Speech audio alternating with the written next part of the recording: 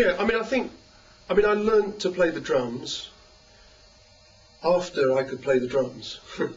You know, it was very natural for me. I picked up a pair of sticks. My father could play a little bit of drums. He was a trumpet player, and he could play a bit of swing, and he used to put on a record and get a magazine and play brushes along. And I thought that was fascinating, so I would try it. And it was good fun. And rhythm is fun, you know. I would play along to my father's record collection. And, you know, one day we got a cymbal, and then we got a hi-hat, and some of them were kind of biscuit tins, you know. And I'd play along to these things. And then after I'd sort of got the bug of playing the drums, my father realised that I was serious and would want to do it as a profession. So he hired a teacher. And then I kind of learnt to read, and I learnt to hold the sticks properly, and I kind of learnt to play the drums. But deep down, I think there is something quite primitive about the drums and about singing and dance too. And I think if you can sing a rhythm, you can play it. If you can only read it but you can't sing it, I think you're coming from the wrong way. Because people don't know if when they listen to your album, if you're reading every note or you're playing every note. And I think I can tell when I'm reading music. You know, when you read something to the camera, you use a different voice than when you just speak.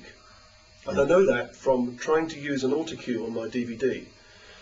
I built an autocue with my PowerBook and a mirror with the lens, with the camera looking through the lens. So I'm looking at the camera and I'm seeing the words appear before my eyes, but the glass that the words are printed onto are so close to the lens can't see it. So I thought, great, I can use this, you know. But when I watched it, it didn't sound like me because I'm using a different voice. You know, if you have to stand up and read this to an audience, you use a different voice than when you just talk to me.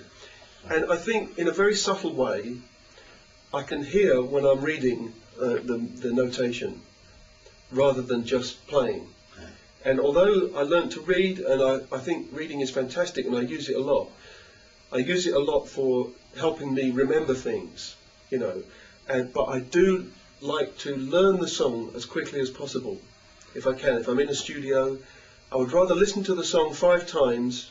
I just close my eyes and understand the shape of the melody and the song and the chord movement, and then go and play. If it's a very complicated song, then you're going to have to write some kind of simple chart. I mean, I try to encourage everyone to read and write, because it's a great way to remember something. No. In fact, I know that I sing and I grunt and I make a lot of noise when I play, because if I make a concert for 3 hours, at the end of the concert and the next day, I've got a really sore throat. It's really It's not. In fact, I'm conscious of it and I try not to do it so loud, but I can hear it sometimes when I listen to my tracks in solo and I listen to the microphones over my head. You can hear these terrible noises. It's because I'm really, you know, getting the voice out of me that I want to do.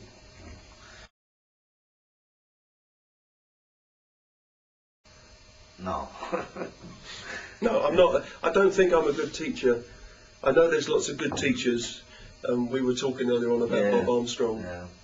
I like the teachers who are kind of rough with you.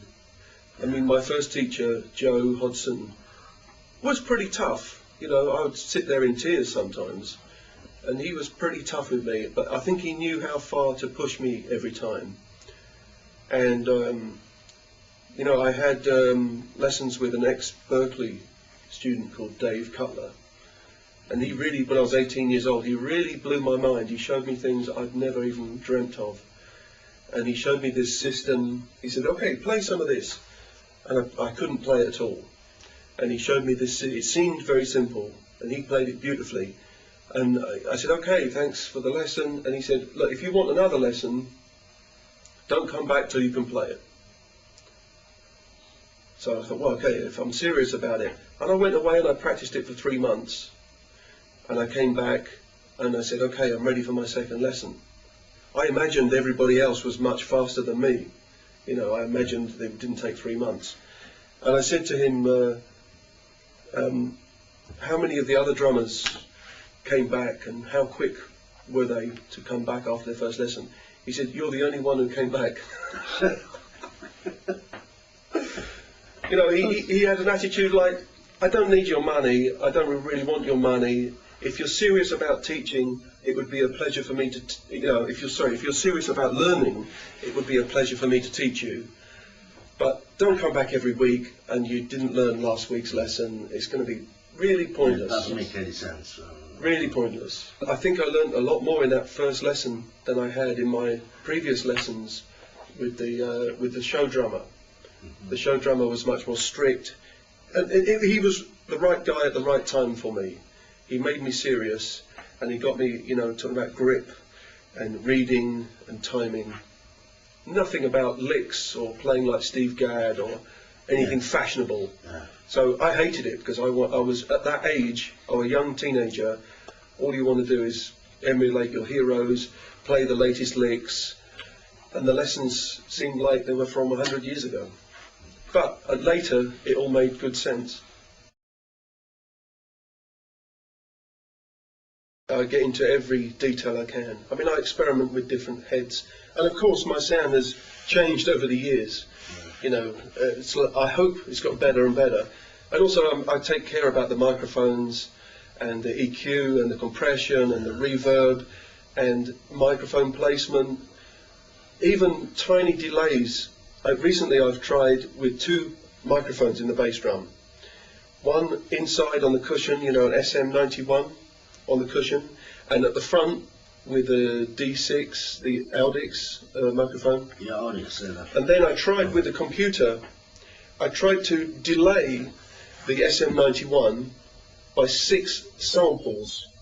6 samples. We're talking about a fraction of 1 millisecond, right?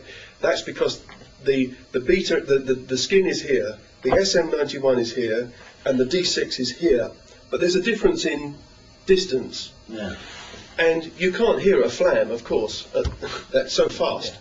But when you move the sound of the SM91 back in time through samples, the sound of the 2 lights together changes. Yeah. And you can find a sweet spot where they are both coming together. Right. And then when you bypass and it goes back to its original position, 6 samples later, 6 samples before the Audix microphone, wow, I can hear a difference. And then you put it back 6 samples and move it on and off, you know, and you can hear it and you think, that actually sounds better. You know, I try these kind of things and inverting the phase, but getting back to the more drum factors, you know, I think every drummer has a sound in their head which they hope to achieve, and probably it's impossible from one drum to get everything out of one drum. Yeah, yeah. You know, you have to tune the drums for the type of music, and you have to, if you're going to play loud and you've got, you know, Emperor skins on, it's not going to be the most sensitive type of skin if you're playing really quiet jazz. Yeah, I don't, yeah, or clear heads have a different sound to coated heads and all the manufacturers that there are. But I think I've you know, in the last 10 years I've settled on a sound which I think is my voice. Yes. And I have a sound of a snare drum that I like, and I noticed that the snare drums I have about 25 snare drums. The ones I use all the time sound very similar because they're close to the sound in my head.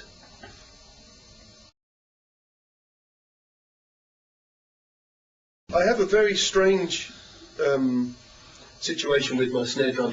In 1982 I bought the first series of Yamaha 9000 recording series. I bought a whole kit, and just as I'm leaving the factory, in the warehouse in England, the distributor warehouse, I thought, well, maybe I should get a matching snare drum. So I said to the guy, can I buy a snare drum too? He said, yeah, there's one here. So I bought this snare drum, and this snare drum turns out to be, I think, completely unique because I've never seen another one. It's just slightly smaller than 5-inch. It has the round bearing edge like the original Yamahas before they cut them. It's like a Gretsch bearing edge. Yeah. And I think it's a lucky piece of wood, honestly. I played it, and at first I wasn't in love with it, and I had a Ludwig 400 I used, and you know, but over the years I started using it more and more, and then it really became the sound that I wanted.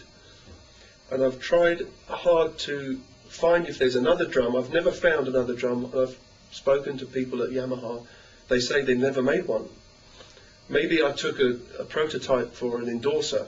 I wasn't a Yamaha endorser at that point, and I took this drum, and it's amazing. It's birch, you know, it's the 9000 series, and there's something about it that I can't find in any other drum. You know, I get close with other drums. They're a bit more, you know, bright or dark or deep or whatever. But this drum, whenever I come back to it, it has a sound that's closest to the sound in my head. And I've probably used it more than any other drum on recordings. So, you know, all the Italian records I played on with Claudio and Franco Battiato and, you know, all those records. That snare. 99% of the time it's that snare.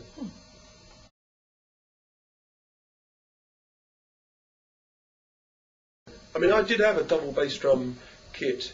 In 1981, I had a huge Gretsch kit with 2 bass drums. And I bought 2 bass drums with that Yamaha kit I was talking about in 1982. And then I bought the first. I never really liked the look of 2 bass drums, personally.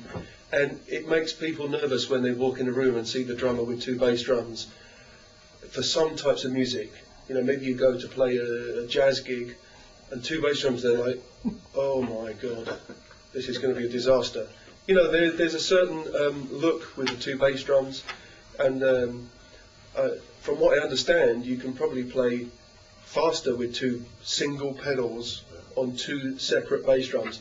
Not so much because the double pedal isn't so good, because the double pedals are fantastic, but the way the skin is breathing. You know, when you're going on a double pedal, the skin is kind of in, especially a 22-inch head, which is, you know, it's not tight like a snare drum, it's moving. And it's hard to control something fast on one huge membrane, shall we say. So I bought the first double pedal, the DW pedal, in 1984, and I've played double pedals ever since, with varying success. I don't think I'm a double bass drum player or a double pedal player. I use it for fills, I use it for certain rhythms. I don't really do the kind of 16s ostinato, mainly because I didn't love that kind of sound. I didn't like the sort of sound of 16s. I liked, you know, little kind of, you know, 3-stroke, 4-stroke, 5-stroke kind of rolls. Rolls. And, you know, and in fills, it's really nice in a fill to play a double note or a triple note or, you know, 4 notes moving up to a snare drum. And you can use them like you play snare drum ghost notes. You know, when you play a snare drum ghost note, sometimes you go, you can do that with the double pedal instead of the ghost notes on the snare drum. So you can start to use the bass drum as the filling notes, because normally when you play, you know, the toms and the snare accents, you're filling all the notes with ghost notes. But you can change the whole aspect and use the bass drum as the thing that fills the notes. So you can think of a melody with the toms and the snare and play all the little in-between notes. Sometimes, you know, 30 seconds, sometimes triplet 16ths, whatever you want to imagine, you know.